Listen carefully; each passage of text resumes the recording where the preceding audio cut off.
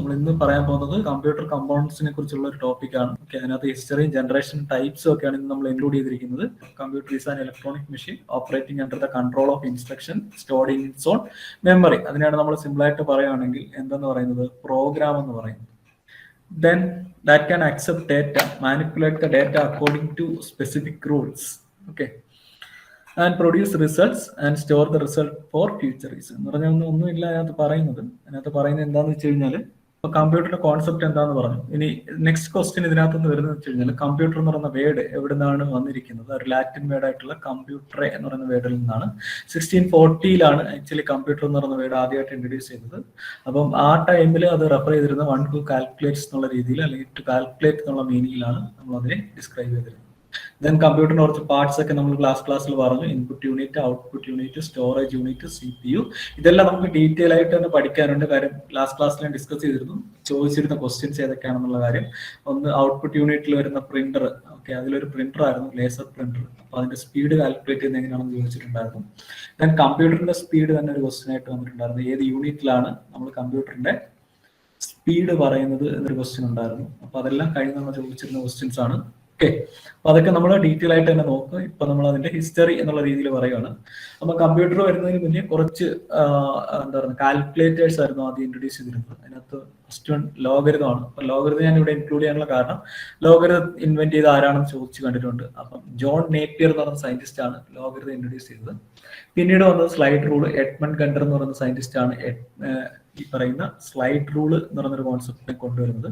പിന്നീട് വന്നിരുന്നത് mechanical engine ആയിട്ടുള്ള പാസ്കൽ എഞ്ചിനാണ്. അതിന് മറ്റൊരു പേര് മെക്കാനിക്കൽ കാൽക്കുലേറ്റർ എന്നാണ്. ചിലപ്പോൾ ക്വസ്റ്റ്യൻ ഇങ്ങനെ ആയിരിക്കും വരിക, മെക്കാനിക്കൽ കാൽക്കുലേറ്റർ എന്നറിയപ്പെടുന്ന മെഷീൻ ഏതാണ്, അല്ലെങ്കിൽ കാൽക്കുലേറ്റർ ഏതാണെന്നായിരിക്കും. പാസ്കൽ എഞ്ചിനാണത്. ബേസ് പാസ്കലും വില്യം ഷിക്കാർഡ് എന്ന് പറയുന്ന രണ്ട് സയന്റിസ്റ്റ് ആണ് ഈ പറയുന്ന പാസ്കൽ എഞ്ചിൻ ഇൻട്രൊഡ്യൂസ് ചെയ്തിരുന്നത്. ഇനി അങ്ങോട്ടാണ് ഇമ്പോർട്ടന്റ് പാർട്ട് വരുന്നത്. ഇമ്പോർട്ടന്റ് പാർട്ടിനകത്ത് ഫസ്റ്റ് നമ്മൾ ഡിസ്കസ് ചെയ്യാൻ പോകുന്നത് കോൺസെപ്റ്റിലേക്ക് വന്നിരുന്നത് എന്ന് പറയുന്ന മെഷീൻ. അപ്പം ഇനി അങ്ങോട്ട് ഇമ്പോർട്ടന്റ് പാർട്ടാണ് വരുന്നത്. അപ്പൊ അതിനകത്ത് ഫസ്റ്റ് വൺ എന്താന്ന് വെച്ച് കഴിഞ്ഞാൽ, ഈ പറയുന്ന കാൽക്കുലേറ്ററിന്റെ ഒരു ഓപ്ഷൻ കഴിഞ്ഞിട്ട് ആദ്യമായിട്ട് ഒരു ജനറൽ പർപ്പസ് കമ്പ്യൂട്ടർ എന്നുള്ള രീതിയിൽ വന്നിരുന്ന മെഷീനാണ് ഡിഫറൻസ് എഞ്ചിൻ എന്ന് പറയുന്ന മെഷീൻ. ഇത് ഇൻട്രൊഡ്യൂസ് ചെയ്ത സയന്റിസ്റ്റ് എന്ന് പറഞ്ഞാൽ ചാൾസ് ബാബേജ് ആണ് ഇത് ഇൻട്രൊഡ്യൂസ് ചെയ്യുന്നത്. ചാൾസ് ബാബേജിനെ അറിയപ്പെട്ടിരുന്നത് ഫാദർ ഓഫ് മോഡേൺ കമ്പ്യൂട്ടർ എന്നുള്ള പേരിലാണ് ചാൾസ് ബാബേജ് അറിയപ്പെട്ടിരുന്നത്. ഓക്കെ, അപ്പം ഈ ഒരു ഡിഫറൻസ് എഞ്ചിന് നമ്മൾ ഇൻപുട്ട് കൊടുത്തിരുന്നത് പഞ്ച്ഡ് കാർഡ്സ് എന്ന് പറയുന്ന മെക്കാനിസത്തിലൂടെയാണ് നമ്മൾ ഇതിന് ഇൻപുട്ട് കൊടുത്തിരുന്നത്. ഇനി ഔട്ട്പുട്ട് എന്ന് പറയുന്നത് പ്രിന്റേഴ്സിലോ അല്ലെങ്കിൽ കർവ് പ്ലോട്ടറിലോ അതിനൊക്കെ തന്നെ പഞ്ച്ഡ് കാർഡ് മെഷീനകത്ത് തന്നെയാണ് ഇതിന്റെ ഔട്ട്പുട്ട് വന്നിരുന്നത്. ഓക്കെ, ദെൻ അടുത്തൊരു ഇമ്പോർട്ടന്റ് പോയിന്റ് ഇവിടെ ഉണ്ട്. ഈ പറയുന്ന ഡിഫറൻസ് എഞ്ചിൻ ചാൾസ് ബാബേജ് ആദ്യമായിട്ട് ഇൻട്രൊഡ്യൂസ് ചെയ്ത മെഷീൻ ഏതായിരുന്നു? ഡിഫറൻസ് എഞ്ചിൻ ആണെങ്കിൽ രണ്ടാമത് ഇൻട്രൊഡ്യൂസ് ചെയ്ത മെഷീന്റെ പേരാണ് അനലിറ്റിക്കൽ എഞ്ചിൻ. അത് 1833 അനലിറ്റിക്കൽ എഞ്ചിൻ ആദ്യമായിട്ട് ഇൻട്രൊഡ്യൂസ് ചെയ്യുന്നത്. അതാണ് കൺസിഡർ ചെയ്തിരിക്കുന്നത് first mechanical general purpose computer ആയിട്ട് കൺസിഡർ ചെയ്തിരുന്നത് അനലിറ്റിക്കൽ എഞ്ചിനാണ്. അപ്പൊ ഇവിടെ നിന്നുള്ള ക്വസ്റ്റ്യൻസ് ഇതൊക്കെയാണ്. Charles Babbage father of modern computer എന്നറിയപ്പെടുന്നു. അതിനൊക്കെ തന്നെ ഡിഫറൻസ് എഞ്ചിനാണ് ചാൾസ് ബാബേജ് ഇൻട്രൊഡ്യൂസ് ചെയ്ത ആദ്യമായിട്ട് ഇൻട്രൊഡ്യൂസ് ചെയ്ത മെഷീൻ. നെക്സ്റ്റ് വൺ പറയുന്നത് എന്താണെന്ന് വെച്ച് കഴിഞ്ഞാൽ, ചാൾസ് ബാബേജ് ഇൻട്രൊഡ്യൂസ് ചെയ്ത സെക്കൻഡ് മെഷീൻ ഇതാണ് അനലിറ്റിക്കൽ എഞ്ചിൻ. 1833 ഈ ഒരു അനലിറ്റിക്കൽ എഞ്ചിൻ ഇൻട്രൊഡ്യൂസ് ചെയ്യുന്നത്. ഓക്കെ, ദെൻ അതിനെയാണ് first mechanical general purpose computer ആയിട്ട് കൺസിഡർ ചെയ്യുന്നത്. പഞ്ച്ഡ് കാർഡിന്റെ ഒരു എക്സാമ്പിൾ ആണ് ഈ കാണിച്ചിരിക്കുന്നത്. ഇതായിരുന്നു പഞ്ച്ഡ് കാർഡിന്റെ കോൺസെപ്റ്റ്. ഓക്കെ, നെക്സ്റ്റ് വൺ ആണ് അനലോഗ് കമ്പ്യൂട്ടർ എന്ന് പറയുന്നത്. അപ്പം നമുക്ക് കമ്പ്യൂട്ടറിനെ തന്നെ രണ്ടായിട്ട് ക്ലാസിഫൈ ചെയ്യാം ബേസ്ഡ് ഓൺ അതിനകത്ത് ചെയ്യുന്ന പ്രോസസ്സിനകത്ത് യൂസ് ചെയ്തിരിക്കുന്ന ഡേറ്റയുടെ കോൺസെപ്റ്റിൽ. ഫസ്റ്റ് കൊണ്ടാണ് ഡിജിറ്റൽ കമ്പ്യൂട്ടറും സെക്കൻഡ് കൊണ്ടാണ് അനലോഗ് കമ്പ്യൂട്ടർ. ഓക്കെ, അപ്പൊ ഡിജിറ്റൽ കമ്പ്യൂട്ടർ എന്ന് വെച്ച് കഴിഞ്ഞാൽ നമ്മൾ അതിനകത്ത് കൊടുക്കുന്ന ഇൻപുട്ട് എന്ന് പറഞ്ഞാൽ ഡിജിറ്റൽ വാല്യൂസ്, അല്ലാന്നുണ്ടെങ്കിൽ നമുക്ക് പറയാം അതിന് ബൈനറി വാല്യൂസ് എന്ന് പറയും. അപ്പൊ ബൈനറി വാല്യൂസ് എങ്ങനെയാണ് കൊടുക്കുന്നത് വെച്ച് കഴിഞ്ഞാൽ ഒരു രണ്ട് റേഞ്ച് ബൈനറി വാല്യൂസ് എന്ന് പറയുമ്പോൾ നിങ്ങൾക്ക് അറിയാം അതിനകത്ത് 0 1 മാത്രമേ വരത്തുള്ളൂ. അപ്പൊ നമ്മൾ അതിന് ഇൻപുട്ട് കൊടുക്കുന്നത് ഒരു ലോ വോൾട്ടേജ്, ഒരു ഹൈ വോൾട്ടേജ്, ഈ ഒരു കോൺസെപ്റ്റിലായിരിക്കും നമ്മൾ അതിന് ഇൻപുട്ട് കൊടുക്കുന്നത്.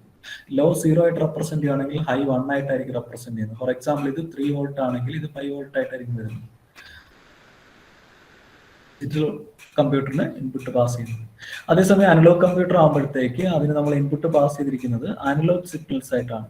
അനലോഗ് സിഗ്നൽസ് ആകുമ്പോൾ ഈ ഒരു കോൺസെപ്റ്റിലായിരിക്കും അതിനകത്ത് അനലോഗ് സിഗ്നലിന്റെ സിഗ്നൽ റേഞ്ച് പോകുന്നത്, കൂടിയും കുറഞ്ഞും ആ ഒരു കോൺസെപ്റ്റിലായിട്ടായിരിക്കും പോകുന്നത്. ഓക്കെ, അപ്പൊ അതാണ് അനലോഗ് സിഗ്നലിൽ നമ്മൾ ഇൻപുട്ട് ആയിട്ട് കൊടുക്കുന്നത്. പിന്നീട് അതിന്റെ ഒരു പ്രത്യേകത ഇത് എവിടെ യൂസ് ചെയ്യുന്നു എന്ന് ചോദിച്ചു കഴിഞ്ഞാൽ നിങ്ങൾക്കറിയാം നമ്മുടെ ഈ പറയുന്ന എന്താണ് ഹോസ്പിറ്റലിലൊക്കെ ആണെങ്കിൽ നമ്മളുടെ ഇന്ന് ഡാറ്റ കളക്ട് ചെയ്യുന്നത് ഇപ്പൊ ടെമ്പറേച്ചർ ഒക്കെ ആണെങ്കിൽ കളക്ട് ചെയ്യുന്നത് അത് അനലോഗ് സിഗ്നലായിട്ടായിരിക്കും കളക്ട് ചെയ്യുന്നത്. പിന്നീട് അതിനെ എന്തായിട്ട് കൺവേർട്ട് ചെയ്യാണ് ചെയ്യുന്നത്, ഡിജിറ്റലായിട്ട് കൺവേർട്ട് ചെയ്യാണ് ചെയ്യുന്നത്. അപ്പൊ അവിടെ ഫസ്റ്റ് ടൈം എടുക്കുന്ന ഡാറ്റ എന്ന് പറഞ്ഞു കഴിഞ്ഞാൽ അത് അനലോഗ് ഡാറ്റ ആയിരിക്കും എടുക്കുന്നത്. അപ്പൊ analogue computer first time introduce ചെയ്യുന്നത് സർ വില്യം തോംസൺ ആണ്. 1872 ഈ പറയുന്ന അനലോഗ് കമ്പ്യൂട്ടർ ഇൻട്രൊഡ്യൂസ് ചെയ്തിരിക്കുന്നത്. അത് ടൈഡ്സിന്റെ പ്രഡിക്ഷന് വേണ്ടിയിട്ടാണ് അന്നത് യൂസ് ചെയ്തിരുന്നത്. ഓക്കെ, അപ്പൊ അതിനകത്ത് ഇൻപുട്ട് ചെയ്ത് കൊടുക്കുന്ന ഡാറ്റ അല്ലെങ്കിൽ അതിനകത്ത് പ്രോസസ് ചെയ്യുന്ന ഡാറ്റ എന്ന് പറഞ്ഞാൽ കണ്ടിന്യൂസ്ലി ചേഞ്ചിങ് ഡാറ്റാസ് ആയിരിക്കും നമ്മൾ അതിൽ കൊടുക്കുക. എക്സാമ്പിൾ ആയിട്ട് വാട്ടർ ഫ്ലോ, ഇലക്ട്രിസിറ്റി, ടൈഡ്സ് അങ്ങനെയുള്ള കാര്യങ്ങളായിരിക്കും നമ്മൾ എന്ത് ചെയ്യുക, അതിന് ഇൻപുട്ടായിട്ട് കൊടുക്കുക. നമ്മൾ ഡിജിറ്റൽ കമ്പ്യൂട്ടറായിട്ട് കൺസിഡർ ചെയ്യുന്ന സമയത്ത് അനലോഗ് കമ്പ്യൂട്ടറിന് എന്ന് പറഞ്ഞു കഴിഞ്ഞാൽ ആക്യുറസി കമ്പാരിറ്റീവ്ലി ലോ ആയിരിക്കും. ഓക്കെ, അപ്പം ഇതൊന്ന് ഓർത്ത് വെച്ചേക്കുക. Analogue computer sir William Thomson 1872 ആദ്യമായിട്ട് അനലോഗ് കമ്പ്യൂട്ടറിനെ ഇൻട്രൊഡ്യൂസ് ചെയ്തത്. നെക്സ്റ്റ് വൺ, നമ്മുടെ ഈ പറയുന്ന വേൾഡ് വാർ സെക്കൻഡ് ടൈമിൽ ജർമ്മൻ മിലിറ്ററി യൂസ് ചെയ്തിരുന്ന ഒരു സിസ്റ്റം ഉണ്ടാകും. അപ്പൊ അതിനെയാണ് കൊളോസസ് എന്ന് പറയുന്നത്. ഓക്കെ, കൊളോസസ് അത് യൂസ് ചെയ്തിരുന്നത് വേൾഡ് വാർ 2 ടൈമിൽ ജർമ്മൻ മിലിറ്ററി ആണ് ഈ ഒരു മെഷീൻ യൂസ് ചെയ്തിരുന്നത്. അതിനെ നമ്മൾ കോഡ് ബ്രേക്കിംഗ് മെഷീൻസ് എന്നാണ് പറയുന്നത്. അപ്പൊ അതിന്റെ ലാംഗ്വേജ് അങ്ങനെയുള്ള കാര്യങ്ങളൊക്കെ ഒരു നോർമൽ കൺസെപ്റ്റ് മാറിയിട്ട് കുറെ കോഡ് ലാംഗ്വേജ് ഒക്കെയാണ് അതിനകത്ത് യൂസ് ചെയ്തിരുന്നത്. അത് നമ്മൾ ഫാദർ ഓഫ് കമ്പ്യൂട്ടർ സയൻസ് എന്ന് പറയുന്ന ഫാദർ ഓഫ് കമ്പ്യൂട്ടർ സയൻസ് ഇതാരാണെന്ന് മിക്കവർക്കും അറിയാം, അലൻ ട്യൂറിംഗ് ആണ്. അപ്പം മാറിപ്പോകരുത്, അലൻ ട്യൂറിംഗ് എന്ന് പറഞ്ഞാൽ ഫാദർ ഓഫ് കമ്പ്യൂട്ടർ സയൻസ് എന്നാണ് അറിയപ്പെടുന്നത്. അതേസമയം നമ്മൾ മുന്നേ പറഞ്ഞ എന്താണ്, ചാൾസ് ബാബേജ് ആരായിരുന്നു, ഫാദർ ഓഫ് മോഡേൺ കമ്പ്യൂട്ടർ ആണ്. ഫാദർ ഓഫ് മോഡേൺ കമ്പ്യൂട്ടർ ആണ് ആരെന്ന് പറയുന്നത്, നമുക്ക് ചാൾസ് ബാബേജ് എന്ന് പറയുന്നത്. അപ്പൊ നമ്മുടെ ഫാദർ ഓഫ് കമ്പ്യൂട്ടർ സയൻസ് എന്ന് പറഞ്ഞ അലൻ ട്യൂറിംഗ് നമുക്ക് ഒരു കമ്പ്യൂട്ടറിൽ എന്തൊക്കെ കാര്യങ്ങൾ വേണം അല്ലെങ്കിൽ എങ്ങനെയൊക്കെയാണ് ചെയ്യേണ്ടത് എന്നുള്ളതിന് ഒരു ഡെഫിനിഷൻ കൊടുത്തിരുന്നു. അപ്പൊ ആ ഡെഫിനിഷനെ ഫോളോ ചെയ്യാതെ വന്ന ഒരു മെഷീനാണ് എന്താന്ന് പറയുന്നത്, കൊളോസസ് എന്ന് പറയുന്നത്. അപ്പൊ ഓർത്ത് വെച്ചേക്കുക, വേൾഡ് വാർ 2 ടൈമിൽ ജർമ്മൻ മിലിറ്ററി കമ്മ്യൂണിക്കേഷന് വേണ്ടിയിട്ട് യൂസ് ചെയ്തിരുന്ന മെഷീനാണ് കൊളോസസ്. അത് കോഡ് ബ്രേക്കിംഗ് മെഷീൻ കാറ്റഗറിയിലാണ് വരുന്നത്. എന്തുകൊണ്ട് കോഡ് ബ്രേക്കിംഗ് എന്ന് പറയുന്നത് വെച്ച് കഴിഞ്ഞാൽ അതിൽ യൂസ് ചെയ്തിരുന്ന ലാംഗ്വേജ് ഈ പറയുന്നതൊക്കെ എന്താണ്, നോർമൽ കോൺസെപ്റ്റിൽ നിന്ന് മാറിയിട്ട് അതിനൊക്കെ തന്നെ അതിൽ അലൻ ട്യൂറിംഗിന്റെ ട്യൂറിംഗ് കോൺസെപ്റ്റ് ഒന്നും അല്ല അതിനകത്ത് എന്ത് ചെയ്തിരുന്നത്, ഫോളോ ചെയ്തിരുന്നത്. അതുകൊണ്ടാണ് അതിന് കൊളോസസ്, ഈ പേര് ഓർത്തിരുന്നാൽ മതി. കൊളോസസ് ഏത് കാറ്റഗറിയിലാണ് വരുന്നത് എന്നുള്ള കാര്യം ചിലപ്പോൾ ക്വസ്റ്റ്യൻ ആയിട്ട് വന്നിരിക്കും. ആ ഹിസ്റ്ററി പറയുന്നത് കൊണ്ട് കോഡ് ബ്രേക്കിംഗ് മെഷീൻസ് എന്നുള്ള രീതിയിലാണ്. അത് മാത്രമല്ല വേൾഡ് വാർ 2 എന്നുള്ളതും നമുക്ക് ഇമ്പോർട്ടന്റ് ആണ്. പിന്നീട് ഇത് ട്യൂറിംഗ് മെഷീന്റെ ഡെഫിനിഷൻ ഫോളോ ചെയ്യാത്ത ഒരു മെഷീൻ ആയിരുന്നു എന്ന് പറയുന്നത് കൊളോസസ് എന്ന് പറയുന്നത്. നെക്സ്റ്റ് വൺ നമ്മൾ ഡിസ്കസ് ചെയ്യാൻ പോകുന്നത് ഫസ്റ്റ് ജനറേഷൻ കമ്പ്യൂട്ടറുകളെ കുറിച്ചാണ്. ഓക്കെ, അപ്പൊ ഫസ്റ്റ് ജനറേഷൻ കമ്പ്യൂട്ടർ എന്ന് പറയുമ്പോൾ അടുത്ത കാറ്റഗറി ആയിട്ടാണ് ഫസ്റ്റ് ജനറേഷൻ കമ്പ്യൂട്ടർ എന്ന് പറയുന്നത്. അപ്പം ഇതുവരെ നമ്മൾ യൂസ് ചെയ്തുകൊണ്ടിരുന്ന മെഷീൻസ് ഒക്കെ അനലോഗിന്റെ കാര്യം പറഞ്ഞു, അല്ലെങ്കിൽ മെക്കാനിക്കൽ പാർട്ടുകളാണ് അതിനകത്ത് കൂടുതൽ വന്നുകൊണ്ടിരുന്നത്. അപ്പം നമുക്ക് അടുത്തൊരു ജനറേഷൻ, ഫസ്റ്റ് ജനറേഷൻ എന്ന് പറയുന്നത് ENIAC മെഷീൻ ആണ് ആദ്യം വന്നിരുന്നത് ഫസ്റ്റ് ജനറേഷൻ കമ്പ്യൂട്ടർ ആയിട്ട്. അതിന്റെ ഇയർ ഇതാണ് 1946 മുതൽ 1954 വരെയാണ് നമ്മൾ ഫസ്റ്റ് ജനറേഷൻ എന്നുള്ള കാറ്റഗറിയിൽ ഉൾപ്പെടുത്തിയിരുന്നത്. അപ്പം അതിനകത്ത് വന്ന ഫസ്റ്റ് മെഷീൻ എന്ന് പറഞ്ഞാൽ ENIAC മെഷീനാണ്. അതൊരു ഇമ്പോർട്ടൻസ് ഉള്ള ഒരു മെഷീൻ തന്നെയാണ് ENIAC എന്ന് പറയുന്നത്. ചോദിക്കുന്ന ക്വസ്റ്റ്യൻസ് ഒക്കെയാണ് ENIACന്റെ ഫുൾ ഫോം എന്താണ്, electronic numerical integrator and computer എന്നുള്ള മീനിങ് വേർഡാണ് എന്തെന്ന് പറഞ്ഞേക്കുന്നത്, ENIACന്റെ ഫുൾ ഫോം എന്ന് പറയുന്നത്. അപ്പൊ അതൊരു ക്വസ്റ്റ്യൻ ആയിട്ട് ചോദിക്കുന്നതാണ് ENIACന്റെ എന്തെന്ന് പറയുന്നത്, ഫുൾ ഫോം എന്ന് പറയുന്നത്. അപ്പൊ ഫുൾ ഫോം സ്ഥിരമായിട്ടൊരു ക്വസ്റ്റ്യൻ വരാറുണ്ട്. അപ്പൊ അതിനകത്ത് കഴിഞ്ഞ തവണ ചോദിച്ചിരുന്നത് നമുക്ക് സാറ്റ കേബിൾ ഉണ്ടായിരുന്നു. അപ്പൊ സാറ്റ കേബിളിന്റെ ഫുൾ ഫോം ആണ് കഴിഞ്ഞ തവണ ചോദിച്ചത്. അപ്പൊ എവിടെ നിന്ന് വേണമെങ്കിലും ക്വസ്റ്റ്യൻസ് വരാം. അപ്പം ENIACന്റെ ഫുൾ ഫോം ഓർത്ത് വെച്ചേക്കുക, electronic numerical integrator and computer. അത് ഇൻട്രൊഡ്യൂസ് ചെയ്തത് JP എക്കർട്ടും JW മോഷി എന്ന് പറയുന്ന രണ്ട് സയന്റിസ്റ്റുകളാണ്. എന്ത് ഇൻട്രൊഡ്യൂസ് ചെയ്തത്, ENIAC. ജെ എന്ന് പറഞ്ഞാൽ ജോൺ എന്നുള്ള മീനിങ്ങിലാണ്. അപ്പം ജോൺ എക്കർട്ടും ജോൺ മൗഷി എന്ന് പറയുന്ന രണ്ട് സയന്റിസ്റ്റുകൾ ആണ് എന്ത് ഇൻട്രൊഡ്യൂസ് ചെയ്തിരിക്കുന്നത്, ENIAC എന്ന് പറയുന്ന മെഷീൻ ഇൻട്രൊഡ്യൂസ് ചെയ്തത്. അപ്പോൾ ഓർക്കേണ്ട കാര്യം, ഫസ്റ്റ് ജനറേഷൻ കമ്പ്യൂട്ടറിലെ ഒരു കമ്പ്യൂട്ടറാണ് ENIAC എന്ന് പറയുന്നത്. എന്റെ ഫുൾ ഫോം ഇതാണ്, electronic numerical integrator and computer. അത് ഇമ്പോർട്ടന്റ് ആണ്, ചോദിക്കാൻ ചാൻസ് ഒരുപാട് കൂടുതലാണ്. ഇനി ENIAC ഇൻട്രൊഡ്യൂസ് ചെയ്തിരിക്കുന്ന സയന്റിസ്റ്റ് ആരൊക്കെയാണ്, JP എക്കർട്ടും JW മോഷി എന്ന് പറയുന്ന രണ്ട് സയന്റിസ്റ്റുകളാണ് എന്ത് ചെയ്തേക്കുന്നത്, ഈ പറയുന്ന ENIAC മെഷീനെ ഇൻട്രൊഡ്യൂസ് ചെയ്തിരിക്കുന്നത് 1946. ഇനി അതിന് കുറെ പ്രത്യേകതകളുണ്ട്. ഈ ഒരു മെഷീൻ വർക്ക് ചെയ്യണമെന്നുണ്ടെങ്കിൽ 200 കിലോവാട്ട് ഇലക്ട്രിക് പവർ ഉണ്ടായിരിക്കണം, ഫസ്റ്റ് വൺ. സെക്കൻഡ് വൺ, ഇതിൽ യൂസ് ചെയ്തിരുന്നത് അല്ലെ, ഡാറ്റ പ്രോസസ്സിങ്ങിന് വേണ്ടിയിട്ട് ഫസ്റ്റ് ജനറേഷനിൽ യൂസ് ചെയ്തിരുന്നത് വാക്വം ട്യൂബ്സ് ആണ് യൂസ് ചെയ്തിരുന്നത്. വാക്വം ട്യൂബ്സിന്റെ പ്രത്യേകത എന്ന് വെച്ച് കഴിഞ്ഞാൽ അതൊരു passive component, sorry active component ആയിട്ടാണ് അത് വരുന്നത്. പിന്നീട് അതിന്റെ പ്രത്യേകത എന്ന് വെച്ച് കഴിഞ്ഞാൽ അതിനകത്ത് ഒരുപാട് സ്പേസ് കൺസ്യൂം ചെയ്യുന്നതാണ്. അതിനൊക്കെ തന്നെ ഇതിനകത്ത് 18,000 വാക്വം ട്യൂബ്സ് ആണ് ഏതിൽ യൂസ് ചെയ്തത്, ENIAC മെഷീനകത്ത് യൂസ് ചെയ്തിരുന്നത്. അപ്പോൾ ഓർക്ക് ഒരുപാട് പവർ കൺസപ്ഷൻ ഇവിടെ വരുന്നുണ്ടായിരുന്നു. വാക്വം ട്യൂബ്സ് ഏകദേശം 18,000 വരുന്നുണ്ടായിരുന്നു. ഇനി അതിന്റെ വെയിറ്റ് എന്ന് പറയുന്നത് 3 ടൺ ആണ് അതിന്റെ വെയിറ്റ് വന്നിരുന്നത്. ഒരു കമ്പ്യൂട്ടർ മെഷീന്റെ വെയിറ്റ് അന്നത്തെ കാലത്ത് 3 ടൺ ആണ് വന്നിരുന്നത്.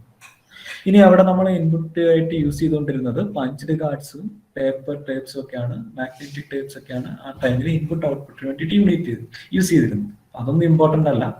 ഓർക്കേണ്ട പോയിന്റ്സ് ഞാൻ പറഞ്ഞുതരാം. പിന്നീട് അതിനകത്ത് ഒരു ഇമ്പോർട്ടന്റ് കാര്യമുണ്ട്.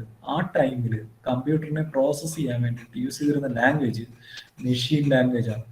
ഓക്കെ, അപ്പൊ എന്താണ് മെഷീൻ ലാംഗ്വേജ് എന്നൊരു ക്വസ്റ്റ്യൻ അവിടെ വരും. മെഷീൻ ലാംഗ്വേജ് എന്ന് പറഞ്ഞു കഴിഞ്ഞാൽ നമുക്കറിയാം നമ്മുടെ സിസ്റ്റത്തിൽ അല്ലെങ്കിൽ കമ്പ്യൂട്ടറിൽ നമുക്ക് സ്റ്റോർ ചെയ്യാൻ പറ്റുന്നത് സീറോസും വൺസും ആയിട്ടാണ് നമുക്ക് എന്ത് ചെയ്യാൻ പറ്റുന്നത്, സ്റ്റോർ ചെയ്യാൻ പറ്റുന്നത്. അപ്പം മെഷീൻ ലാംഗ്വേജ് 3 ടൈപ്പ് ലാംഗ്വേജ് ആണ് വരുന്നത്. ഒന്ന് machine language, second one assembly language, and third one high level language. ഇങ്ങനെ 3 ടൈപ്പ് ലാംഗ്വേജ്. അപ്പൊ മെഷീൻ ലാംഗ്വേജ് നമ്മൾ പറയുവാണെങ്കിൽ ഇപ്പൊ നമ്മൾ സാധാരണ പറയത്തില്ലേ A = B + C എന്ന് പറഞ്ഞാൽ അതിന്റെ മീനിങ് ഇത്രേ ഉള്ളൂ. ബിയും സിയും തമ്മിൽ ആഡ് ചെയ്യുക, ബിയിലും സിയിലും ഓരോ വാല്യൂസ് ആണ് നോക്കുക, ബിയും സിയും തമ്മിൽ ആഡ് ചെയ്തിട്ട് എവിടെ സ്റ്റോർ ചെയ്യുക, എ സ്റ്റോർ ചെയ്യുക. അപ്പൊ ഇത് മെഷീൻ ലാംഗ്വേജിൽ നമ്മൾ എഴുതുമ്പോൾ ഈ പറയുന്ന സ്റ്റേറ്റ്മെന്റ് ഫുള്ള് 1ഉം 0ഉം 1ഉം 0 1 0 0 1 ഈ ഒരു ഫോർമാറ്റിലായിരിക്കും വരുന്നത്. നമുക്കത് കണ്ടാൽ പോലും മനസ്സിലാകില്ല. ഓക്കെ, പക്ഷേ സിസ്റ്റത്തിന് ഇതേ മനസ്സിലാകത്തുള്ളൂ. സിസ്റ്റത്തിന് ഏത് ലാംഗ്വേജേ മനസ്സിലാകത്തുള്ളൂ, മെഷീൻ ലാംഗ്വേജേ മനസ്സിലാകത്തുള്ളൂ. അതുകൊണ്ടാണ് ആ പേര് എങ്ങനെ വന്നിരിക്കുന്നത്, മെഷീൻ ലാംഗ്വേജ് എന്നുള്ള രീതിയിൽ വന്നിരിക്കുന്നത്. ഓക്കെ, പക്ഷെ നമുക്കിത് മനസ്സിലാക്കിയെടുക്കാൻ അല്ലെങ്കിൽ ഓർത്തിരിക്കാൻ കുറച്ച് ബുദ്ധിമുട്ടാണ്. അപ്പം ഓർക്കേണ്ട കാര്യം, മെഷീൻ ലാംഗ്വേജ് ഫാസ്റ്റ് ആണ്, ബട്ട് എന്തല്ല, യൂസർ ഫ്രണ്ട്ലി അല്ല. യൂസർ ഫ്രണ്ട്ലി എന്ന് പറഞ്ഞാൽ നമുക്ക് ഉപയോഗിക്കാൻ കുറച്ച് ബുദ്ധിമുട്ടാണ്, ഓർത്തിരിക്കുക എന്നുള്ള കാര്യം പാടാണ്. ഓക്കെ, അപ്പൊ സിസ്റ്റത്തിന് മനസ്സിലാവുന്ന ലാംഗ്വേജ് ആണ് എന്തെന്ന് പറയുന്നത് മെഷീൻ ലാംഗ്വേജ്. ഇനി അപ്പൊ അടുത്ത ലെവലിൽ വന്നതാണ് അസംബ്ലി ലാംഗ്വേജ്. അവിടെ ഇപ്പൊ നമ്മൾ ഈ പറയുന്ന ഈ പ്ലസിന് പകരം ആഡ് എന്നൊക്കെ പറഞ്ഞിട്ട് കുറെ വേർഡ്സ് ആണ് യൂസ് ചെയ്യുന്നത്. ഓക്കെ, അപ്പം അതിന്റെ പ്രത്യേകത എന്താന്ന് വെച്ച് കഴിഞ്ഞാൽ അത് കുറച്ചും കൂടെ എന്താണ്, കുറച്ചും കൂടെ ഇത് തീരെ യൂസർ ഫ്രണ്ട്ലി അല്ല, ഇത് കുറച്ചും കൂടെ എന്തായിരുന്നു, യൂസർ ഫ്രണ്ട്ലി ആയിരുന്നു. കുറച്ചൊക്കെ നമുക്ക് ഓർത്തിരിക്കാനുള്ള ഓപ്ഷൻ ഉണ്ട്. പിന്നെ ഒരു പ്രശ്നം എന്താന്ന് പറഞ്ഞാൽ നമുക്ക് ഈ പറയുന്ന അസംബ്ലിയിൽ ഇരിക്കുന്ന കോഡ് മെഷീനായിട്ട് കൺവേർട്ട് ചെയ്തിട്ട് മാത്രമേ എന്ത് ചെയ്യത്തുള്ളൂ, മെഷീനിൽ എക്സിക്യൂട്ട് ചെയ്യാൻ പറ്റും. മെഷീന് മനസ്സിലാവുന്ന ലാംഗ്വേജിൽ എന്ത് ചെയ്യണം, നമ്മളിതിനെ കൺവേർട്ട് ചെയ്യണം.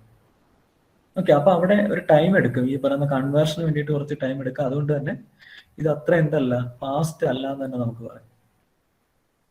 ഇനി മൂന്നാമത്തതാണ് ഹൈ ലെവൽ ലാംഗ്വേജ് എന്ന് പറഞ്ഞാൽ നമ്മൾ സാധാരണ കേൾക്കുന്ന സിയും അതിനൊക്കെ തന്നെ C++ഉം നിങ്ങളൊക്കെ കേട്ടിട്ടുള്ള ജാവ എന്ന് പറയുന്ന ലാംഗ്വേജ് ഒക്കെ എന്താണ്, ഹൈ ലെവലാണ്. അപ്പൊ അതിന്റെ പ്രത്യേകത എന്ന് വെച്ച് കഴിഞ്ഞാൽ നമുക്ക് പെട്ടെന്ന് ഓർത്തിരിക്കുക, നമ്മൾ സംസാരിക്കുന്ന ഒരു ഓർഡറിൽ തന്നെയാണ് എന്ത് വരുന്നത്, ഈ പറയുന്ന ഹൈ ലെവൽ ലാംഗ്വേജ് വരും. കാര്യം ഇപ്പൊ 2 നമ്പർ ബിയിലും സിയിലും ഓരോ നമ്പർ ഉണ്ട്, അവരെ തമ്മിൽ ആഡ് ചെയ്ത് നമുക്ക് എയിൽ സ്റ്റോർ ചെയ്യണം. നമ്മൾ അതിന് കറസ്പോണ്ടിങ് ഇൻസ്ട്രക്ഷൻ അല്ലെങ്കിൽ കോഡ് എന്ന് പറയുന്ന ഈ രീതിയിൽ തന്നെ എഴുതുന്നു. ഓക്കെ, നമുക്ക് ഓർത്തിരിക്കാൻ എളുപ്പം. പക്ഷെ അവിടെ എന്ത് ചെയ്യണം, ഈ പറയുന്ന മെഷീൻ ലാംഗ്വേജിൽ കൺവേർട്ട് ചെയ്തെങ്കിൽ മാത്രമേ അത് എക്സിക്യൂട്ട് ചെയ്യാൻ പറ്റൂ. അപ്പൊ അതിനനുസരിച്ചുള്ള ടൈം അവിടെ എടുക്കും. ഓക്കെ, അങ്ങനെ 3 ടൈപ്പ് ലാംഗ്വേജാണ് ഉള്ളത്. ഏറ്റവും യൂസർ ഫ്രണ്ട്ലി അല്ലെങ്കിൽ നമുക്ക് ഓർത്തിരിക്കാൻ ഏറ്റവും എളുപ്പം ഇത് തന്നെയാണ്, ഹൈ ലെവൽ ലാംഗ്വേജ് തന്നെയാണ്.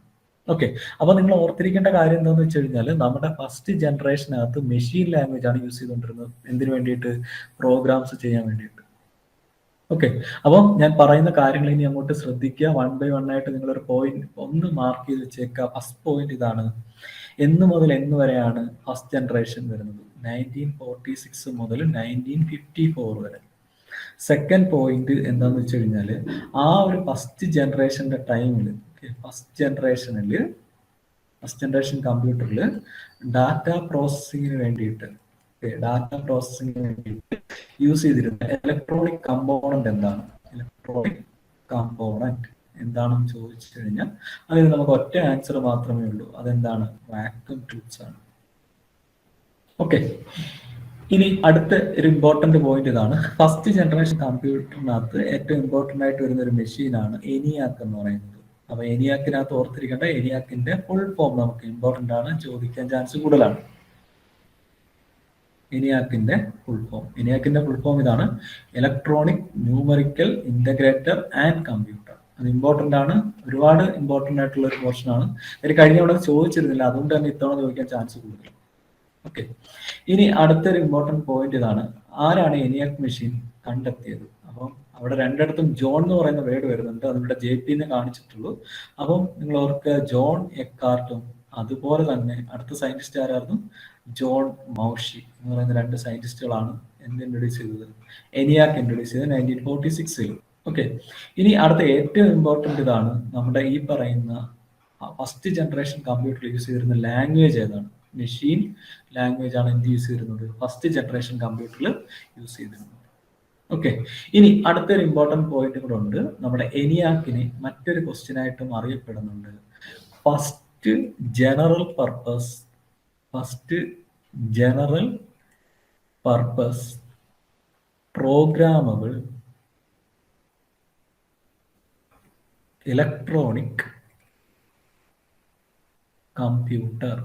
ഈ ഒരു പേരിൽ അറിയപ്പെട്ടിരുന്നതും ആര് തന്നെയാണ്? ENIAC തന്നെയാണ്. എന്ന് വെച്ച് കഴിഞ്ഞാൽ ഫസ്റ്റ് ജനറൽ പർപ്പസ് എന്ന് പറഞ്ഞാൽ എല്ലാ കാര്യങ്ങൾക്കും യൂസ് ചെയ്യാൻ പറ്റുന്നതാണ്. ഓക്കെ, പ്രോഗ്രാമബിൾ എന്ന് പറഞ്ഞാൽ നമുക്ക് ആ ഒരു മെഷീനെ നമ്മളുടെ ആവശ്യത്തിനനുസരിച്ച് പ്രോഗ്രാം ചെയ്തെടുക്കാം. ഇനി അത് ഇലക്ട്രോണിക് മെഷീൻ കൂടാണ്. അപ്പം ആ ക്വസ്റ്റ്യന്റെ ആൻസറും ആര് തന്നെയാണ്? ENIAC തന്നെയാണ്. ഫസ്റ്റ് ജനറൽ പർപ്പസ് എന്താണ്? പ്രോഗ്രാമബിൾ ഇലക്ട്രോണിക് കമ്പ്യൂട്ടർ ആണ് ആരെന്ന് പറയുന്നത്? ENIAC എന്ന് പറയുന്നത്. ഓക്കെ, അപ്പം ഈ ഒരു കാര്യം ഓർത്ത് വെച്ചേക്കുക. ഫസ്റ്റ് ജനറേഷൻ കമ്പ്യൂട്ടർ എന്ന് പറയുമ്പോൾ 1946 മുതൽ 1954 വരെയാണ്. അതിനകത്ത് ഇമ്പോർട്ടന്റ് മെഷീൻ ഇതാണ്, ENIAC ആണ്. ഓക്കെ, ഇനി നമ്മൾ ENIAC മാത്രമല്ല, അവിടുന്ന് ഒരുപാട് ക്വസ്റ്റ്യൻസ് വരുന്ന ഒരു ഏരിയയാണ് ഫസ്റ്റ് ജനറേഷൻ എന്ന് പറയുന്നത്. ഫസ്റ്റ് ജനറേഷനകത്ത് ഇനിയും നമുക്ക് മെഷീൻസ് വരുന്നുണ്ട്. അപ്പോൾ ഓരോ മെഷീൻസ് ഏതാണെന്ന് നമുക്കൊന്ന് പറയാം. അതിനകത്ത് ഫസ്റ്റ് വണ്ണാണ് മാർക്ക് 1 എന്ന് പറയുന്നൊരു മെഷീൻ ഉണ്ട്. IBMന്റെ ആയിരുന്നു മാർക്ക് 1 എന്ന് പറയുന്നൊരു മെഷീൻ. അപ്പോൾ മാർക്ക് 1ന്റെ പ്രത്യേകത എന്താണെന്ന് വെച്ച് കഴിഞ്ഞാൽ, mark 1 is the first machine to successfully perform a long service of arithmetic and logical operation.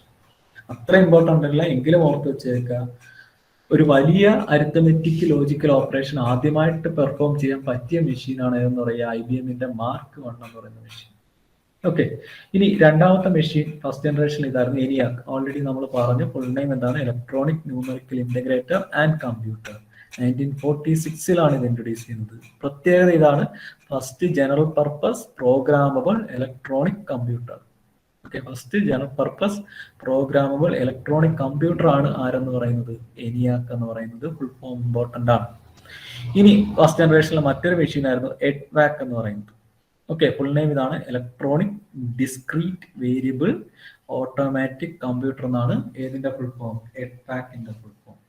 അപ്പൊ ഇതിന്റെ ഒരു പ്രത്യേകത എന്താന്ന് വെച്ച് കഴിഞ്ഞാൽ, ആദ്യമായിട്ട് ഈ നമ്മളൊരു കമ്പ്യൂട്ടറിന് കൊടുക്കുന്ന പ്രോഗ്രാമും അതിനൊക്കെ തന്നെ ഡാറ്റാസും ഒക്കെ നമ്മുടെ സിസ്റ്റത്തിൽ സ്റ്റോർ ചെയ്യാൻ പറ്റും എന്നൊരു കോൺസെപ്റ്റ് ആദ്യമായിട്ട് കൊണ്ടുവരുന്നത് എവിടെയാണ്? EDVAC എന്ന് പറയുന്ന മെഷീനകത്താണ്. ഓക്കെ, സോ EDVAC എന്ന് പറയുന്ന മെഷീനകത്താണ് ആദ്യമായിട്ട് ഈ പറയുന്ന എന്താണ് ഇൻസ്ട്രക്ഷൻസ് എന്ന് പറഞ്ഞ പ്രോഗ്രാംസ് ആണ്, അതിനൊക്കെ തന്നെ ഡാറ്റയൊക്കെ സിസ്റ്റത്തിൽ തന്നെ സ്റ്റോർ ചെയ്യാം എന്നൊരു കോൺസെപ്റ്റ് ആദ്യമായിട്ട് കൊണ്ടുവരുന്നത് EDVAC-ലാണ് കൊണ്ടുവരുന്നത്. ഓക്കെ, ഇനി അടുത്തതാണ് EDSAC എന്ന് പറയുന്നത്. അപ്പൊ നമുക്കറിയാം, ചില സിസ്റ്റത്തിനകത്ത് എന്ന് പറയുമ്പം അതിൽ തന്നെ സ്റ്റോർ ചെയ്തിട്ട് എക്സിക്യൂട്ട് ചെയ്യുന്ന, വെച്ചാൽ അത് മാത്രം എക്സിക്യൂട്ട് ചെയ്ത് പോകുന്ന ഒരു കോൺസെപ്റ്റ് ഉണ്ട്. അപ്പം ആ കൺസെപ്റ്റ് കൊണ്ടുവന്നതിന്റെ കൂടെ ആദ്യമായിട്ട് ഇത് ഇംപ്ലിമെന്റ് ചെയ്തുകൊണ്ട് വരുന്നത് EDSAC എന്ന് പറയുന്ന മെഷീനകത്താണ്, electronic delay storage automatic computer EDSAC. അപ്പൊ എല്ലാത്തിന്റെ ഫുൾ ഫോം ഇമ്പോർട്ടന്റ് ആണ്. ഫുൾ ഫോം നിങ്ങൾ പഠിച്ചേ പറ്റത്തുള്ളൂ, വേറെ ഓപ്ഷൻസ് ഒന്നും ഇല്ല. കാര്യം ഇവിടെ ഇപ്പം ഡിലേക്ക് പകരം അവർ ചിലപ്പോൾ തരുന്നത് ഡിസ്ക്രീറ്റ് എന്ന് പറയുന്ന വേർഡാണ്. അപ്പൊ അങ്ങനെയൊക്കെ ഓപ്ഷൻസും പല ഓപ്ഷൻസും അതിന് അടുത്ത് തന്നെ നിൽക്കുന്നതാണ്. ഇപ്പൊ EDVAC-നകത്ത് നമ്മൾ ഡിസ്ക്രീറ്റ് അല്ല ഡിക്ക് കൊടുത്തത്, ഇവിടെ വരുമ്പോൾ എന്താണ് ഡിക്ക് ഡിലേ ആണ് വരുന്നത്. ഓക്കെ, അപ്പം ഇത് എന്ത് ചെയ്യുക, കമ്പൈൻ ചെയ്തൊക്കെ ആയിരിക്കും ചിലപ്പോൾ ഓപ്ഷനകത്ത് കാണുക. അപ്പൊ മാക്സിമം എന്ത് ചെയ്യുക, അത് കറക്റ്റ് ആയിട്ട് തന്നെ നിങ്ങൾ പഠിച്ചു വെക്കുക. EDSAC-നകത്ത് S സ്റ്റാൻഡ് ചെയ്യുന്നത് സ്റ്റോറേജ് എന്നുള്ള രീതിയിലാണ്. അപ്പൊ ഫസ്റ്റ് സ്റ്റോർഡ് പ്രോഗ്രാം കമ്പ്യൂട്ടർ ആണ് ഏതെന്ന് പറയുന്നത്? EDSAC എന്ന് പറയുന്നത്. ഓക്കെ, ഇനി അടുത്തൊരു മെഷീൻ ഉണ്ട്, UNIVAC, യൂണിവേഴ്സൽ ഓട്ടോമാറ്റിക് കമ്പ്യൂട്ടർ. അത് പഠിക്കാൻ അത്ര ബുദ്ധിമുട്ട് വരില്ല, എങ്കിലും പഠിച്ചു വെക്കുക. Universal automatic computer, the first computer to use buffer memory. Buffer memory ആദ്യമായിട്ട് യൂസ് ചെയ്തിരുന്ന മെഷീനാണ് ഏതെന്ന് പറയുക? UNIVAC 1 എന്ന് പറയുന്നത്. ഓക്കെ, പിന്നീട് വന്നിരുന്നത് IBM 701, IBM 650 ഒക്കെ ഫസ്റ്റ് ജനറേഷനിൽ വന്നിരുന്ന കമ്പ്യൂട്ടേഴ്സ് ആണ്. അപ്പം ഈ ഫുൾ ഫോമുകൾ ഇമ്പോർട്ടന്റ് ആണ്. ദെൻ ഇതിനകത്ത് ഇമ്പോർട്ടന്റ് EDSAC-ന്റെ പ്രത്യേകത ഫസ്റ്റ് സ്റ്റോർഡ് പ്രോഗ്രാം കമ്പ്യൂട്ടർ, UNIVAC-ന്റെ പ്രത്യേകത first computer which use buffer memory ആദ്യമായിട്ട് യൂസ് ചെയ്ത മെഷീനാണ് എന്തെന്ന് പറയുന്നത് യൂണിവാക് 1 എന്ന് പറയുന്നത്. യൂണിവാക്കിന്റെ ഫുൾ ഫോം ഇതാണ്, യൂണിവേഴ്സൽ ഓട്ടോമാറ്റിക് കമ്പ്യൂട്ടർ എന്നാണ്. എഡ്സാക്കിന്റെ full form electronic delay storage automatic computer. EDVAC ആകുമ്പോൾ electronic discrete variable automatic computer എന്നാണ്. ഓക്കെ, ENIAC ഒരുപാട് പ്രത്യേകത ഉള്ളതാണ്. ഫസ്റ്റ് ജനറൽ പർപ്പസ് പ്രോഗ്രാമബിൾ, ഓർക്കുക general purpose programmable electronic computer ആണ്. ഓക്കെ, ഇനി അടുത്ത ഫസ്റ്റ് ജനറേഷന്റെ ലിമിറ്റേഷൻസ് ആണ് നമ്മൾ പറയാൻ പോകുന്നത്. അപ്പം അവിടെ യൂസ് ചെയ്തുകൊണ്ടിരുന്ന നമ്മൾ പറഞ്ഞു വാക്യൂം ട്യൂബ്സ് അല്ലെങ്കിൽ വാൽവ്സ് ആണ് നമ്മൾ അവിടെ യൂസ് ചെയ്തുകൊണ്ടിരുന്നത്. അത് ഒരുപാട് വലിയ കമ്പോണന്റ് ആണ്. അതിനൊക്കെ തന്നെ സ്റ്റോറേജ് കപ്പാസിറ്റി കമ്പാരിറ്റീവ്ലി തീരെ കുറവായിരുന്നു. അതിനൊക്കെ തന്നെ ഇലക്ട്രിസിറ്റി ഒരുപാട് കൺസ്യൂം ചെയ്യുന്നുണ്ടായിരുന്നു, പിന്നെ ഒരുപാട് ഹീറ്റ് പ്രൊഡ്യൂസ് ചെയ്യുന്നുണ്ടായിരുന്നു. ഓക്കെ, ദെൻ കമ്പ്യൂട്ടിംഗ് കേപ്പബിലിറ്റി നോക്കുകയാണെങ്കിലും കമ്പാരിറ്റീവ്ലി എന്ത് തന്നെയാണ്, ലോ ആണ് ആർക്ക് വരുന്നത്, ഫസ്റ്റ് ജനറേഷനിൽ വരുന്നത്. ഇനി അതിനൊക്കെ മെഷീൻ ലെവലാണ് എന്ത് ചെയ്തിരുന്നത്, ഈ പറയുന്ന ലാംഗ്വേജ് യൂസ് ചെയ്തിരുന്നത്. ഏതിലാണ്, ഫസ്റ്റ് ജനറേഷനിൽ. പിന്നീട് അത് ഒരുപാട് എക്സ്പെൻസീവ്. ഓർത്ത് വെക്കേണ്ട കാര്യം എന്തൊക്കെയാണ് ഒന്നും കൂടെ ഞാൻ പറയാം. വാക്യൂം ട്യൂബ്സ് എന്നുള്ള ഫസ്റ്റ് ജനറേഷനിൽ ഇലക്ട്രോണിക് യൂസ് ചെയ്തിരുന്ന പ്രോസസ്സിന് വേണ്ടിയിട്ട് വാക്യൂം ട്യൂബ്സ് ആണ് യൂസ് ചെയ്തിരുന്നത്. പിന്നീട് ഇതിന്റെ പ്രത്യേകത എന്ന് വെച്ച് കഴിഞ്ഞാൽ ഒരുപാട് ഇലക്ട്രിസിറ്റി കൺസ്യൂം ചെയ്യുന്നു. ഞാൻ പറഞ്ഞിരുന്ന അവിടെ 200 കിലോവാട്ട് വോൾട്ടേജ് ഉണ്ടെങ്കിൽ മാത്രമേ അത് വർക്ക് ചെയ്യാൻ പറ്റൂ. അതുകൊണ്ട് തന്നെ അത് പവർ കൺസപ്ഷൻ കൂടുതലാണ്, ഹീറ്റ് ഒരുപാട് പ്രൊഡ്യൂസ് ചെയ്യുന്നുണ്ടായിരുന്നു. പിന്നീട് മൂന്നാമതൊരു ഇമ്പോർട്ടന്റ് പോയിന്റ് ഇവിടെ യൂസ് ചെയ്തുകൊണ്ടിരുന്ന ലാംഗ്വേജ് മെഷീൻ ലെവൽ ലാംഗ്വേജസ് അല്ലെങ്കിൽ മെഷീൻ ലാംഗ്വേജ് ആണ് ഇവിടെ യൂസ് ചെയ്തിരുന്നത്. ഇത്രയാണ് ഫസ്റ്റ് ജനറേഷനെ കുറിച്ച് പറയാനുള്ളത്. ഇനി അടുത്തത് സെക്കൻഡ് ജനറേഷൻ ആണ്. സെക്കൻഡ് ജനറേഷൻ വന്നപ്പോഴത്തേക്ക് അവിടെ നമ്മൾ ഡാറ്റ പ്രോസസ്സിങ്ങിന് വേണ്ടിയിട്ട് യൂസ് ചെയ്തിരുന്ന കമ്പോണന്റ് മാറിയിട്ടുണ്ട്, ട്രാൻസിസ്റ്ററിലേക്ക് മാറി. അപ്പോൾ ഫസ്റ്റ് ജനറേഷനിൽ ആരായിരുന്നു, വാക്യൂം ട്യൂബ്സ് ആണെങ്കിൽ സെക്കൻഡ് ജനറേഷനിൽ നമ്മൾ യൂസ് ചെയ്യുന്നത് ട്രാൻസിസ്റ്റേഴ്സ് ആണ് യൂസ് ചെയ്തുകൊണ്ടിരുന്നത്. ഓക്കെ, പിന്നീട് ഇതിനകത്ത് നമ്മൾ ആദ്യമായിട്ട് ഈ പറയുന്നതൊക്കെ പ്രൈമറി സ്റ്റോറേജ് എന്നും ഈ പറയുന്ന സെക്കൻഡറി സ്റ്റോറേജ് അങ്ങനെയുള്ള കോൺസെപ്റ്റുകളൊക്കെ കൊണ്ടുവരാൻ തുടങ്ങിയത് സെക്കൻഡ് ജനറേഷനിലാണ്. പിന്നീട് അതത്ര ഇമ്പോർട്ടന്റ് പോയിന്റ് അല്ല, ഓർത്തിരിക്കേണ്ട ഫസ്റ്റ് പോയിന്റ് ഇമ്പോർട്ടന്റ് ആണ്. ട്രാൻസിസ്റ്റേഴ്സ് ആണ് സെക്കൻഡ് ജനറേഷനിൽ യൂസ് ചെയ്തത്. സെക്കൻഡ് ജനറേഷൻ എന്ന് പറയുമ്പോൾ 1955 മുതൽ 1964 വരെയാണ്. പിന്നീട് ആദ്യമായിട്ട് ഹൈ ലെവൽ പ്രോഗ്രാമിംഗ് ലാംഗ്വേജസ് ഉള്ള ഫോർട്രാൻ 1956 ഇൻട്രൊഡ്യൂസ് ചെയ്യുന്നത്. അൽഗോൾ, കൊബോൾ ഇങ്ങനെയുള്ള ലാംഗ്വേജസ് ഒക്കെ ആദ്യമായിട്ട് യൂസ് ചെയ്യാൻ തുടങ്ങിയത് സെക്കൻഡ് ജനറേഷനിൽ നിന്നാണ്. ഓക്കെ, ഇനി അടുത്തത് സെൻട്രൽ പ്രോസസിംഗ് യൂണിറ്റ്, നമ്മുടെ CPU അറിയാമല്ലോ. അപ്പൊ CPU, memory, programming language, input devices ഇങ്ങനെയുള്ള കോൺസെപ്റ്റുകളൊക്കെ കൂടുതലായിട്ട് യൂസ് ചെയ്യാൻ തുടങ്ങിയതും എവിടെ തന്നെയാണ്, സെക്കൻഡ് ജനറേഷനിൽ തന്നെയാണ് യൂസ് ചെയ്യാൻ തുടങ്ങിയത്.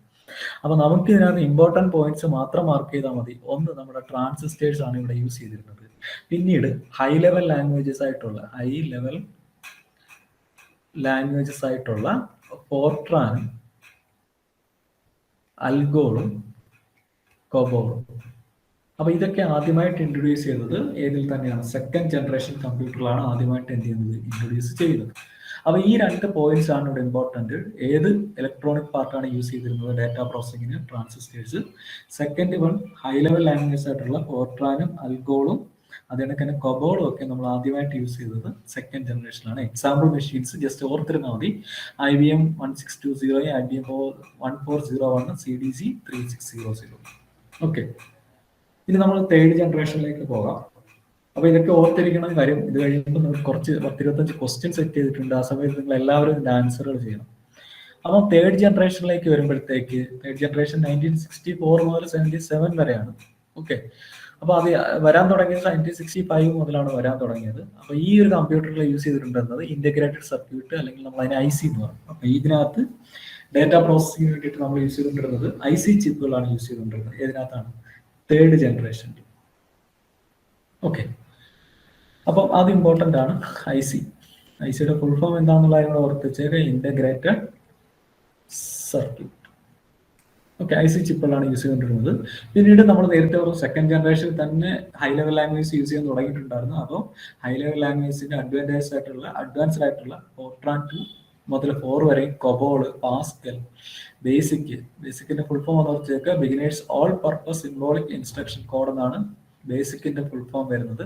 ഇതൊക്കെ നമുക്ക് കുറച്ച് കഴിയുമ്പോൾ ലാംഗ്വേജിനെ കുറിച്ചൊരു ചാപ്റ്റർ വരുന്നുണ്ട്. അപ്പോൾ ആ ടൈമിൽ കൂടുതൽ ഡീറ്റെയിൽ ആയിട്ട് പറഞ്ഞുതരാം. ഓക്കെ, അപ്പോൾ ബേസിക് ലാംഗ്വേജ്, അൽഗോൾ 68 ഇതൊക്കെ ഇൻട്രൊഡ്യൂസ് ചെയ്യാൻ തുടങ്ങിയത് ഏതിനകത്താണ്, നമ്മുടെ ഈ പറയുന്ന തേർഡ് ജനറേഷനകത്താണ്. അപ്പം കുറച്ചും കൂടെ കഴിഞ്ഞപ്പോഴത്തേക്ക് ഈ ഐ സി എന്ന് പറയുന്ന ഒരു കോൺസെപ്റ്റിനെ ലാർജ് സ്കെയിൽ ഇന്റഗ്രേഷൻ എന്ന് പറയുന്ന ഒരു കോൺസെപ്റ്റുമായിട്ട് റീപ്ലേസ് ചെയ്യുന്നുണ്ടായിരുന്നു.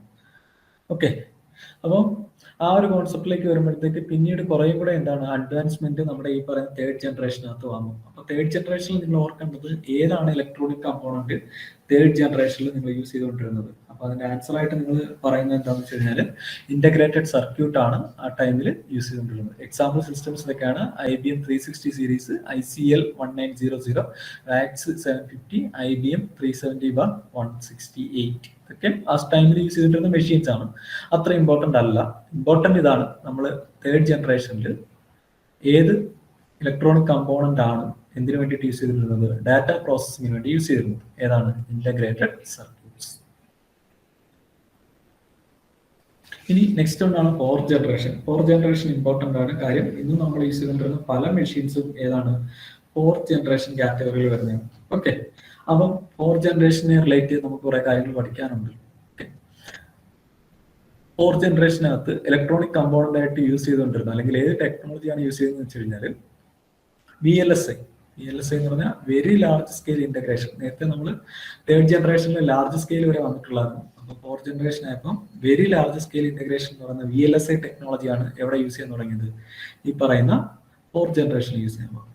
അപ്പൊ ഫോർത്ത് ജനറേഷൻ കുറെ പ്രത്യേകതകളുണ്ട്. ഫോർത്ത് ജനറേഷനകത്ത് നമ്മൾ മൈക്രോ പ്രോസസേഴ്സ് എന്ന് പറയുന്നൊരു കോൺസെപ്റ്റ് ഇവിടെ കൊണ്ടുവരിക. Micro processors. അപ്പൊ ഇന്നും നമ്മുടെ സിസ്റ്റത്തിൽ I3, I5 എന്നൊക്കെ പറഞ്ഞ് നമ്മൾ യൂസ് ചെയ്യുന്ന അതേ കോൺസെപ്റ്റിന്റെ തന്നെ ആദ്യത്തെ പാർട്ടായിട്ടുള്ള അത് ആ ഒരു കോൺസെപ്റ്റ് തന്നെ മൈക്രോ പ്രോസസേഴ്സ് എന്ന് പറയുന്ന ഒരു കോൺസെപ്റ്റാണ് ആദ്യമായിട്ട് ഇൻട്രൊഡ്യൂസ് ചെയ്യുന്നത്. ഏതിലാണ്? ഫോർത്ത് ജനറേഷനിലാണ്. നമ്മുടെ ഈ പറയുന്ന VLSI കോൺസെപ്റ്റ് യൂസ് ചെയ്തുകൊണ്ട് എന്താണ് ഒരു സിംഗിൾ ചിപ്പിനകത്ത് തന്നെ പ്രോസസ്സറും അതിനാവശ്യമായിട്ടുള്ള രജിസ്റ്റേഴ്സ് അങ്ങനെയുള്ള കാര്യങ്ങളെല്ലാം കൊണ്ടുവന്നിട്ട് മൈക്രോ പ്രോസസേഴ്സ് എന്നുള്ള പേരിൽ എന്താണ് ഈ പറയുന്ന പ്രോസസ്സർ ജനറേറ്റ് ചെയ്യാൻ തുടങ്ങി. അപ്പൊ അതാണ് ഏതിൽ യൂസ് ചെയ്തത്? ഫോർത്ത് ജനറേഷനിലാണ് ആദ്യമായിട്ട് മൈക്രോ പ്രോസസേഴ്സ് ഇൻട്രൊഡ്യൂസ് ചെയ്യുന്നത്. ഓക്കെ, അപ്പം ഈ മൈക്രോ പ്രോസസർ യൂസ് ചെയ്യുന്ന സിസ്റ്റങ്ങളെ പറയുന്ന പേരാണ് മൈക്രോ കമ്പ്യൂട്ടേഴ്സ് എന്നും പറയാറുണ്ട്. അപ്പൊ മൈക്രോ പ്രോസസർ യൂസ് ചെയ്യുന്ന സിസ്റ്റങ്ങളെ പറയുന്ന പേരാണ് മൈക്രോ കമ്പ്യൂട്ടർ എന്ന് പറയും. അപ്പൊ ഇതിനകത്ത് നമ്മൾ ഇന്ന് യൂസ് ചെയ്തുകൊണ്ടിരുന്ന ഇപ്പോഴും നമ്മൾ യൂസ് ചെയ്യുന്നത് ഫോർത്ത് ജനറേഷൻ തന്നെയാണ് മിക്കവരും യൂസ് ചെയ്യുന്നത്. അപ്പൊ അതിൽ യൂസ് ചെയ്തിരുന്ന ലാംഗ്വേജ് C++. അപ്പൊ അങ്ങനെയുള്ള ലാംഗ്വേജസ് ഒക്കെ എവിടെ യൂസ് ചെയ്യാൻ തുടങ്ങി? നമുക്ക് ഈ പറയുന്ന ഫോർത്ത് ജനറേഷനിൽ യൂസ് ചെയ്യാൻ തുടങ്ങി. അതിനൊക്കെ തന്നെ മറ്റു ആപ്ലിക്കേഷൻസ് ഉള്ള വേഡ് സ്റ്റാർ, ലോട്ടസ്, ഡീബേസ്, ഹോക്സ്ബോ അങ്ങനെയുള്ള കാര്യങ്ങൾ നമുക്ക് യൂസ് ചെയ്യാൻ തുടങ്ങി. പിന്നീട് ഒരു ഇമ്പോർട്ടന്റ് കാര്യമുണ്ട്. ഇന്റർനെറ്റ് എന്ന് പറയുന്ന കോൺസെപ്റ്റ് ഇൻവെന്റ് ചെയ്യുന്നതും അത് യൂസ് ചെയ്യുന്നതും ഏത് ജനറേഷനിലാണ്? ഫോർത്ത് ജനറേഷനിലാണ്. അത് ഇമ്പോർട്ടന്റ് ആണ്. ഇന്റർനെറ്റ്. അതിനൊക്കെ നേരത്തെ ഒരു കാര്യം ഞാൻ പറഞ്ഞു, മൈക്രോ പ്രോസസർ. അപ്പോൾ മൈക്രോ പ്രോസസറും ഇന്റർനെറ്റും ഒക്കെ ആദ്യമായിട്ട് ഇൻട്രൊഡ്യൂസ് ചെയ്യുന്നത് ഏതിലാണ്? ഫോർത്ത് ജനറേഷനിലാണ് നമ്മൾ ആദ്യമായിട്ട് ഇൻട്രൊഡ്യൂസ് ചെയ്യുന്നത്. ഇനി ഫോർത്ത് ജനറേഷനിലെ കമ്പ്യൂട്ടറിനെ നമ്മൾ നോർമലി പറയാറുള്ളത് പേഴ്സണൽ കമ്പ്യൂട്ടർ എന്നുള്ള പേരിലാണ് അറിയപ്പെടുന്നത്. ഓക്കെ, ഈ സമയത്ത് നമ്മളെ സെക്കൻഡറി സ്റ്റോറേജ് ആയിട്ട് യൂസ് ചെയ്തിട്ടുള്ളത് ഫ്ലോപ്പി ഡിസ്കും ഹാർഡ് ഡിസ്ക് അങ്ങനെയുള്ള കോൺസെപ്റ്റുകളാണ് നമ്മൾ എന്ത് യൂസ് ചെയ്തിരുന്നത്? സെക്കൻഡറി സ്റ്റോറേജ് എന്ന് പറഞ്ഞാൽ നമ്മളിപ്പോൾ യൂസ് ചെയ്യുന്ന ഹാർഡ് ഡിസ്ക് എന്ന് പറയുന്നത്. ഹാർഡ് ഡിസ്ക് ആയിട്ട് ആ ടൈമിൽ ഫ്ലോപ്പി ഡിസ്കുകളും അതിന്റെ സ്റ്റാർട്ടിങ് അറയിൽ നമ്മൾ യൂസ് ചെയ്യുന്നുണ്ടായിരുന്നു. പിന്നീട് ഓപ്പറേറ്റിംഗ് സിസ്റ്റം ആയിട്ടുള്ള MS-DOSും യുണിക്സും ആപ്പിളിന്റെ മാക്കിൻടോഷ് ഇങ്ങനെയുള്ള കാര്യങ്ങളെല്ലാം ഫോർത്ത് ജനറേഷനിൽ നമുക്ക് എന്താണ് അവൈലബിൾ ആണ്. ഓക്കെ, അപ്പം ഓർത്തിരിക്കുക, ഫോർത്ത് ജനറേഷനകത്ത് ഇമ്പോർട്ടന്റ് പോയിന്റ്സ് ഇതൊക്കെയാണ്.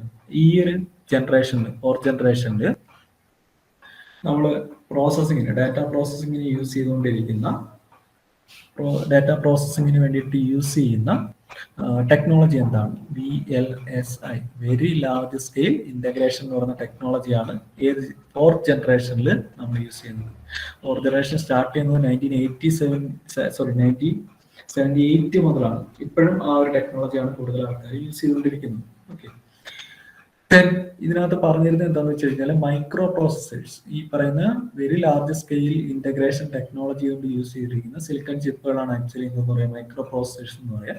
അപ്പൊ അതിനുള്ളിൽ ഒരു പ്രോസസ്സർ കാണും. ഓക്കെ, അതുപോലെ തന്നെ മറ്റ് രജിസ്റ്റേഴ്സ്, അതിനാവശ്യമായിട്ടുള്ള ബസ്സുകൾ, അങ്ങനെയുള്ള കോൺസെപ്റ്റുകളെല്ലാം ഇതിൽ തന്നെ ഒരു മൈക്രോ പ്രോസസറിൽ വരുന്നത്. ഓക്കെ, അപ്പം മൈക്രോ പ്രോസസർ ആദ്യമായിട്ട് ഇൻട്രൊഡ്യൂസ് ചെയ്ത മൈക്രോ പ്രോസസർ ഇതാണ്, ഇന്റൽ 4004 എന്ന് പറയുന്ന മൈക്രോ പ്രോസസർ 1971 ആദ്യമായിട്ട് ഇന്റൽ 400 എന്ന് പറയുന്ന 004 എന്ന് പറയുന്ന മൈക്രോ പ്രോസസർ ആദ്യമായിട്ട് ഇൻട്രൊഡ്യൂസ് ചെയ്തു. ഓക്കെ, അപ്പൊ മൈക്രോ പ്രോസസർ ഒക്കെ നോർമലി എസ്റ്റാബ്ലിഷ് ചെയ്ത് തുടങ്ങുന്നത് ഏത് ജനറേഷനിലാണ്, ഫോർത്ത് ജനറേഷനിലാണ് യൂസ് ചെയ്യുന്നത്. അപ്പം ഈ മൈക്രോ പ്രോസസർ യൂസ് ചെയ്യുന്ന കമ്പ്യൂട്ടറുകളെ പറയുന്ന പേരായിരുന്നു മൈക്രോ കമ്പ്യൂട്ടേഴ്സ് എന്നായിരുന്നു പറയുന്നത്. ഓക്കെ, ഇനി അതിനകത്ത് യൂസ് ചെയ്തിരിക്കുന്ന ലാംഗ്വേജ് ഒക്കെയാണ് C++, ഇങ്ങനെയുള്ള ലാംഗ്വേജ് ഒക്കെ നമുക്ക് എവിടെ യൂസ് ചെയ്യാൻ പറ്റി, ഈ പറയുന്ന ഫോർത്ത് ജനറേഷൻ കമ്പ്യൂട്ടറിൽ യൂസ് ചെയ്യാൻ തുടങ്ങി. പിന്നീട് ഒരു ഇമ്പോർട്ടൻറ്റ് പോയിന്റ് ഉണ്ട്, ഇന്റർനെറ്റ് എന്ന് പറയുന്നൊരു കോൺസെപ്റ്റ്.